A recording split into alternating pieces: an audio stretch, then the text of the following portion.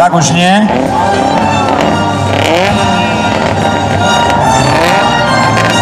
Dobre, takže zazvuk hymny trošku netradične.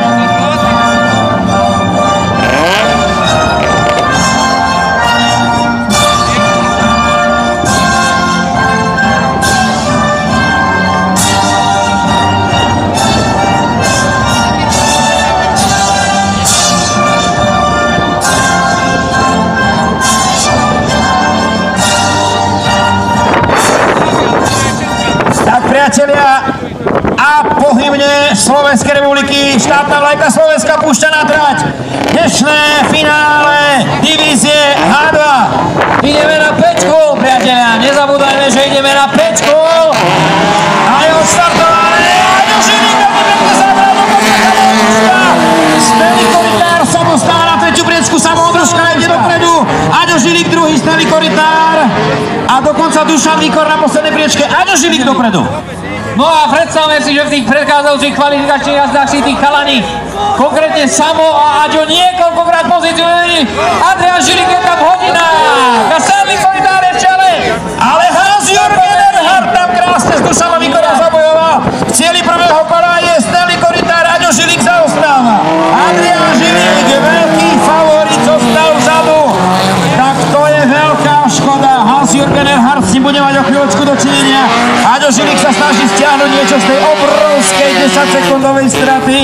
No ale sledujme cieľ druhého kola, do ktorého sa rúti Steli Koritár. Partizánske na nohy. Steli Koritár, ale má tam dvojicu pre nasledovateľov, veľmi srdnatú určite. Minimálne v prípade Samuela. Je tam samozrejme aj Dušan Výkor. Rakúšanovi sa nedarí, stále sa mu nedarí a Aďo Žilik, o ktorého sme očakávali, že to bude možno taká spanilá jazda potom ako sa na chvíľu ocitol v čele po štarte. Ale pozor, Steli Koritár opäť narazil do tej bariéry, čo to bolo? Samoodružka ide predu! Tak priatelia, Steli Koritár! Samo, ale toto bude Dušan Výkor! Tak si to predstavte!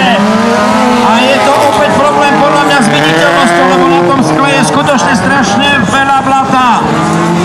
Aďo Žilik stiahol ten odstup, priatelia sme v 4. kole a pohľadne sa nám opäť menil v čele. Dušan Výkor, absolútne non-favorit tejto finálovej jazdy napriek tomu. Áno, priznám sa, že Dušana Výkora by som teda netipoval pri všetkej úcte, ale určite si to zaslúži, ak udrží prvé miesto. Samoodružka pár sekúnd za ním, Steli Koritár momentálne tretí koli. Tam Dušan trafil trošku zvodidlo. A toho bude stáť prvé miesto!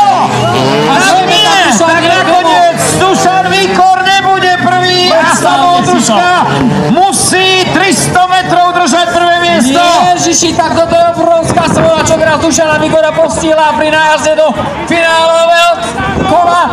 Naopak u Ondruškovcov bude spokojnosť. Samo víťazí pre Samoodružka! Hoppa! Aďo Žilik na podpesí.